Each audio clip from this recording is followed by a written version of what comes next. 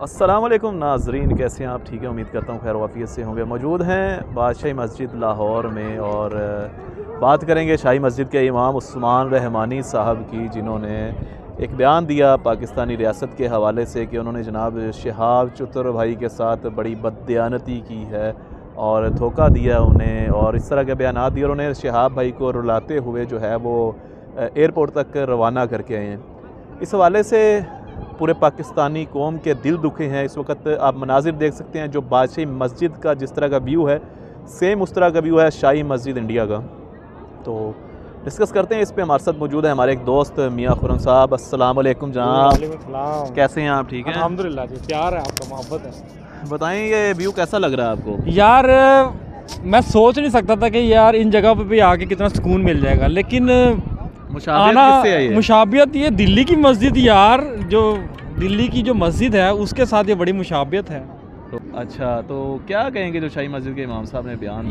यार जो बयान था ना, यहाँ पे आके मैंने दिखाया भी यार इंडिया मुसलमान के लोग अलग-अलग हैं जो मुसलमान हैं, लेकिन ये वो नई दिल्ली की मस्जिद, ये लाहौर की बादशाही मस्जिद, वो शाही मस्जिद, ये बादशाही मस्जिद है। समझते हैं कि मुझे लगता है कि दोनों को बनाने वाले जो कारीगर हैं वो सेम ही होंगे। यार मुगलिया दौर था और बादशाह जिन्होंने 800 साल हुकूमत की है, ठीक है, इस बरसगीर पर, तो आप देखेंगे यार सेम व्यू। मैंने जब गूगल पर सर्च किया तो मैंने कहा यार नई दिल्ली की जो मस्जिद है वो देखा जाए कैसी है, जिसके शाही इमाम, तो पता चला यार सेम बादशाही मस्जिद है।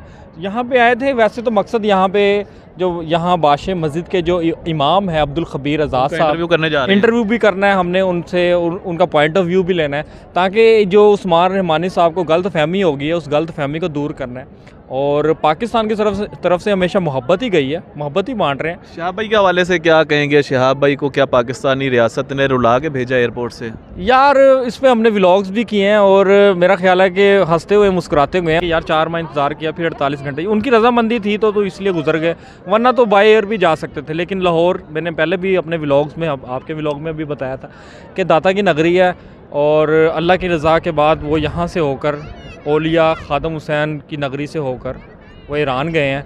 अब वहाँ पे ज़ियारतें करेंगे, देखेंगे, वहाँ पे इमाम हुसैन का वहाँ पे रोज़ा है। बिल्कुल। चलें जी, बहुत शुक्रिया। खुरम भाई हमारे साथ मौजूद थे, डिस्कस किया शाही इमाम के हवाले से। ये तमाम तर मनाजिर बादशाही मस्जिद के इस वक्त आपको दिखा सकते हैं, लाहौर में मौजूद हैं।